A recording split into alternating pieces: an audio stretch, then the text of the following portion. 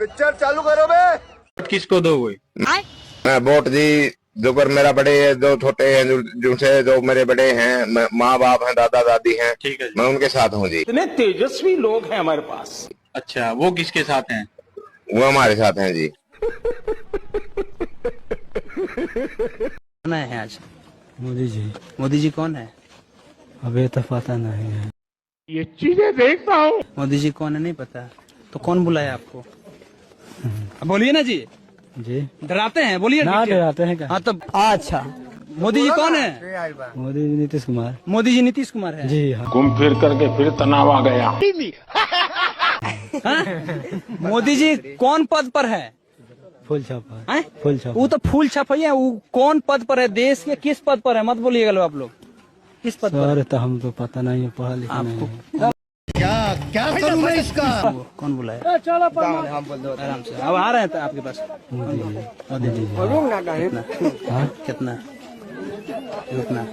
300 500 कितना? 500 जोर से 500। इस सज्जन को क्या तकलीफ है भाई? जो आदमी खुद चौधरी फेल है, वो बच्चों की कॉपी किताब पे 28% जीएसटी लगाएगा। आपको पता है हीरे पे 3% जीएसटी है और कॉपी किताब पे 28% जीएसटी है। ये हुआ अनपढ़ राजा के बनने का मतलब। ये रिजल्ट आया। अगर कोई पढ़ा लिखा आदमी बनाते तो वो उल्टा करता, हीरे पे 28% और कॉपी किताब पे 3%। क्या बात है सर? है ना भैया, बिहार पाकिस्तान में है। बिहार के लिए हमेशा मोदी जी जो है ना, और चुनाव आयोग जो है, हमेशा एक अलग अलग नियम लेके आते हैं। सही पकड़े हैं। अगर बिहार हिंदुस्तान में रहता तो जैसी देश के प्रधानमंत्री भी फर्जी होगा बिहार के उस डॉक्यूमेंट से, तो प्रधानमंत्री भी चुना गया है। देखो, मैं सिर्फ इतना कहूंगी, मोदी जी का जो सरकार है वो भ्रष्ट सरकार है। अरे बाप रे, पूरा भ्रष्ट सरकार है, सबको उल्लू बना रहे हैं। हमको इतना अच्छे से बोलना नहीं आता, पर हम इतना राजनीति जानते हैं कि मोदी जी सबको उल्लू बना रहे हैं और सब उल्लू बन रहे हैं। या अगर सही में चुनाव अपने को जीताना है ना, तो अच्छे इंसान को जिताइए। मोदी जी यानी उनकी ये लायकी नहीं है कि वो पंतप्रधान बने। अब इस तरह से मुक्ति कैसे? दो मुख्यमंत्री के बेटे रहे हैं ना। सर्टिफिकेट बनवाना होता तो इंटायर पॉलिटिकल साइंस का सर्टिफिकेट बनवा नहीं लिए होते। ज्यादा आसान था ना। चौथी पास राजा की पार्टी के लोग 9वीं पास वाली बात न करें। अगर हम लोग भेद खोलने पे उतर गए तो एक मानव संसाधन विकास मंत्री भी बनी थी स्मृति ईरानी जी, याद है ना?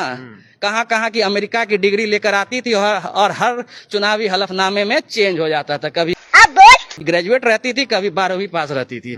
एक बिहार फर्स्ट वाले नेताजी भी घूमते हैं, चिराग पासवान जी भी। उनका भी सर्टिफिकेट दिख जाएगा फिर, कितना पढ़े, कहाँ पढ़े, कितने साल में पढ़े हैं। हिंदू देवी देवताओं के नाम पर नाम रख दिया इस ऑपरेशन का, चाहे किसी ने भी रखा हो, प्रधानमंत्री के कहने से ही अगर रखा गया हो तो क्या फर्क पड़ता है? बोल आतंकी तो मार गिराए गए। दिक्कत इस बात को लेकर है कि नाम का क्या रखा, कब रखा, या आतंकियों को कब मारा, कैसे मारा, क्यों मारा। मनोज जी, अब देख तू, अब तू गया बेटा। देखिए विद्यानाथ झा जी, हाँ विद्यानाथ झा जी, ये भारत है, लोकतांत्रिक देश है, कोई किम जोंग वाला देश थोड़ी नहीं है कि वो बोलेगा और सब हाथ उठा देंगे। ये क्या सुन रहा हूँ मैं? वो बोलेगा क्लैपिंग करो तो सब क्लैपिंग कर देंगे। यहाँ जितनी ताकत शारदा जी को है, उतनी ताकत प्रेम कुमार जी को भी है। सबको अपनी अभिव्यक्त करने का राइट है। हाँ सर, सरकार से सवाल पूछने की भी राइट है, लेकिन एक महत्वपूर्ण बात, लेकिन आप जो रक्षा विशेषज्ञ कह रहे हैं उसकी बात नहीं सुनेंगे। करेगा आप रक्षा विशेषज्ञ के ऊपर प्रश्न उठाते हैं। प्लीज क्या प्लीज? रक्षा विशेषज्ञ आपको समझा चुके हैं, नाम कहते रहते हैं, फिर भी आप बोलते रहेंगे। अब देख तू जी, उड़ा दूंगा 2 मिनट में। दिक्कत हो रही थी विद्यानाथ झा जी, मैं अनुरोध कर रहा हूँ विद्या झा जी, धज्जियां उड़ा दूंगा। और मुझे पूरा देश जानता है कि मनोज यादव किसके लिए जाने जाते हैं। अभी मजा आएगा ना भिड़ो। इसलिए बीच में नहीं इंटरप्ट करना मुझे। मैं आपको एक सवाल पूछता हूँ और ये बात का जवाब दो। अमित शाह जी ने कहा कि एक धर्म के लोगों के मरने की वजह से आदरणीय अखिलेश यादव जी को बड़ी दिक्कत हो गई। बात तो सही है। मैं 3 दशक के प्रधानमंत्रियों का दिक्कत नाम की लेता नहीं हूं। दिक्कतें बताइए। और उसमें 2 प्रधानमंत्री ऐसे हैं जिनका पाकिस्तान से प्रेम कैसा है। 3 दशक के प्रधानमंत्री भारत के जो हुए, उसमें 2 ऐसे प्रधानमंत्री जिनका नाम अटल बिहारी वाजपेयी और नरेंद्र मोदी है, जिनका पाकिस्तान प्रेम जग जाहिर है। कोई लाहौर बस यात्रा लेके जाता है और यहां कारगिल करवा देता है। अब कुंभ को नंगा कर रहा हूं। इसके बाद कोई अपनी शपथ ग्रहण में बुलाता है, उरी अटैक करवा देता है, बिरयानी खाने जाता है। आज मैं मर गया भैया। फिर से पहलगाम और पुलवामा जैसे अटैक करा देता है। ध्यान रखना देशवासियों, ये बीजेपी है, इसी को सिर्फ पाकिस्तान से प्यार है। इनके ही प्रधानमंत्री पाकिस्तान की मजारों पे जाते हैं, इनके उप प्रधानमंत्री, और वहां जाके जिन्ना की मजार पे चादर चढ़ा के आते हैं। तो हमसे पूछोगे, हमको बताओगे एक धर्म और एक देश के बारे में कि हम उनके सरपरस्त हैं? तुम्हारा जग जाहिर है। जो कुछ तुम्ही लोगों ने इस देश को आतंकवाद की नो गोद में झोंक दिया है। मुझे कैसे भी करके निकाल मेरे भाई, मैं फंस गया हूँ यहाँ। और ये जो बैठते हैं ना सादा रतन जैसे लोग, ये लोग दलाली करते हैं, देश की सही बात को जनता तक नहीं पहुंचने दे रहे हैं। दोबारा मेरे सामने बहुत सोच समझ के बोलना। ने 2 प्रधानमंत्री को नंगा किया, विद्यानाथ जी, बीजेपी को नंगा कर दूंगा। पंडित जो है बाई बर्थ, वो जो है ज्ञान को लेके पैदा होता है। अच्छा, कैसे लेता पैदा होता है? क्योंकि उसका बाप कौन सी डिग्री लेकर आता है? उसका बाप, ये देखिए, ये बायोलॉजिकल आप फॉर्मेट पे जाइए। जो क्या बोला तूने? तुलसीदास ने रामायण में रामचरितमानस में लिखा है, पूजा हो विप्र सकल गुणहीना, न पूजा हो शूद्र हो वेद प्रवीणा। तो मतलब विप्र है, यदि उसको कुछ भी जानकारी नहीं है, कुछ भी आता जाता नहीं है, अंगूठा टेक है, तब भी वो पूजनीय है। क्यों खराब हो जाएगा, अम्मा बहन पे आ जाऊंगा मैं इनकी। पूजनी है क्यों? क्योंकि वो ज्ञान को जो है बाई बर्थ लेके पैदा होता है। बाई बर्थ लेके पैदा होता है, डीएनए में उसके होता है। वो डीएनए में उसके जो बाई बर्थ डीएनए में, बाई बर्थ डीएनए में होता है। वो ज्ञानी होता है बेसिकली। जो है पिता विद्वान होता है तो उसका अंश जो है बेटे में भी जाता है। कोई सेंस है इस बात की? और बेटे विद्वान है तो उसका अंश उसके पोते में। हर साइंटिस्ट के बेटे साइंटिस्ट होने चाहिए। मैक्सिमम लोग होते हैं।